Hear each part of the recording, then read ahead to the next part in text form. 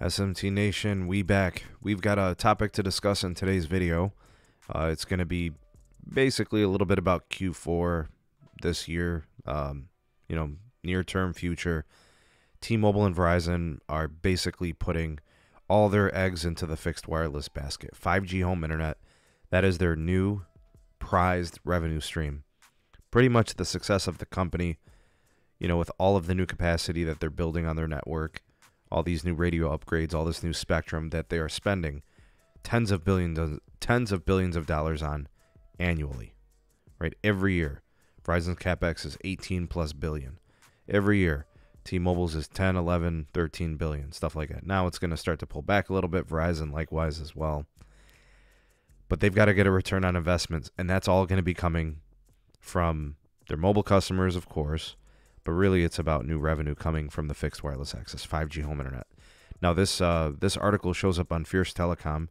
New Street Research is an analyst group that covers the markets, the industry and Wall Street, and they've got some predictions, and they are predicting that fixed wireless access, Verizon and T-Mobile 5G home internet, namely, is probably peaking, and it's all downhill from here. Okay, so the expectation is that T-Mobile and Verizon, for now, are adding tons of customers to the fixed wireless access, and they're taking share from cable operators and traditional wireline businesses. Comcast and Charter had the worst year ever. I don't know if they're net negative for the year. We'll know after we get Q4 earnings in January here. In fact, we'll know exactly what we need to know once Verizon reports in a couple of weeks, and T-Mobile as well. But we're expecting 500 plus thousand, 5G home internet customers for T-Mobile, and Verizon. They're probably going to be at least 200,000, at least, maybe upwards of 300,000. So the market itself, they're collectively taking almost 900,000, right, approaching 1 million ads in this quarter. And they did that the previous quarter in Q3. So I don't think it's any, far-fetched prediction to think that Q4 is going to be any different than Q3. But moving forward, the analysts at New Street Research are basically saying Verizon and T-Mobile are thriving now, but as their base case, the most likely scenario, what they think is most likely to happen, that T-Mobile's growth is going to be slowing down. And for the most part, their gains are going to be incremental at best, with their peak happening in Q2 of 2023. And then, by Q4 of 2023, it'll fall sharply. So basically they're saying whatever major growth quarters T-Mobile is going to have, it's going to happen this year. So then moving forward, the growth is going to be much slower. And then if T-Mobile's growth is slowing, and we could say maybe Verizon's will as well, then cable would start to grow again. Charter, and we look about like the different brands, Comcast with Xfinity and Charter with Spectrum, they would likely be the beneficiaries, as they do also offer, mobile services at a discount rate, very attractively priced. You bundle with the home internet, you get a great deal on your mobile network access as well. I have to say, and that's what that's how it's written, so that's what analysts are predicting. They're saying the base case is mid-year, expect a slowdown. I'm saying it's going to extend a little bit further, because I feel like Verizon, with their C-band finally going national at the end of the year, I feel like Verizon will be more impactful on cable through next year. And I'm not saying they're just going to completely destroy cable.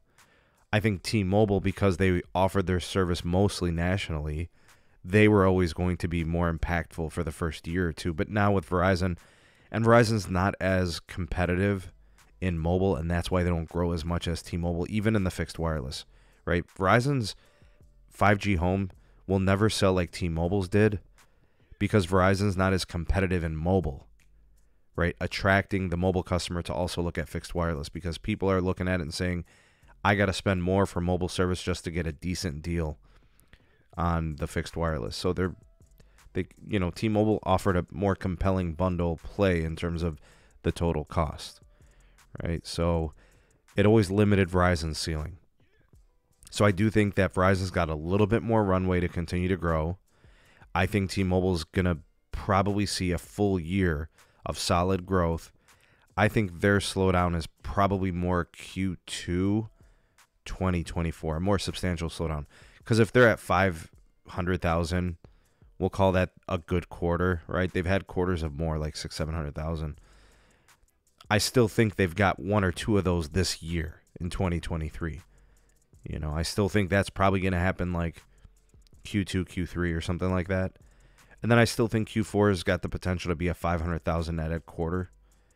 I think maybe in 2024 they've probably got more like the 350,000 net adds. And then for the rest of 2024, T-Mobile's probably looking at like 300,000 the rest of the way. And then after that, I think after 2024, there's not going to be many quarters where T-Mobile does more than 250,000. But I do think T-Mobile is going to easily get to 8 million customers. And that's how they would do it, right? They would have to do, like, on average, 400 to 500,000 quarterly, with a mix of a couple of 600,000 and 700,000 quarters this year. I think there's going to be at least one 600-plus thousand quarter, maybe two. And I think there's going to be a couple of those, like, 500-plus. So and that's my prediction. I don't think Verizon's ever going to do that. I think there'll be some quarters where they poke and pry at the 400,000 once they get the rest of the C-band, possibly. But even then, they're going to slow down too, right? They'll have a couple of quarters at like 200,000, and then they'll taper off in 2024 as well, like towards the end of the year. So I think it's a little premature to say that fixed wireless is going to be done and they have no more runway. I think it's just a little bit early to call that. I think it's inevitable that it does happen, especially the fact that cable is doing upgrades now to get their mid and their high splits, DOCSIS 4.0, all these new technologies, that's going to make cable more like fiber. I mean, cable already offers a very similar latency experience. The only thing that's been missing from cable, really, has been the uplink. And, if cable can offer a 2 gig down, 1 gig up experience in terms of speeds, that's very fiber-esque.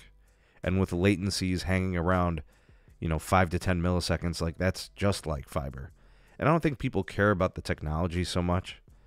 As long as they're getting that kind of performance, it's all the same.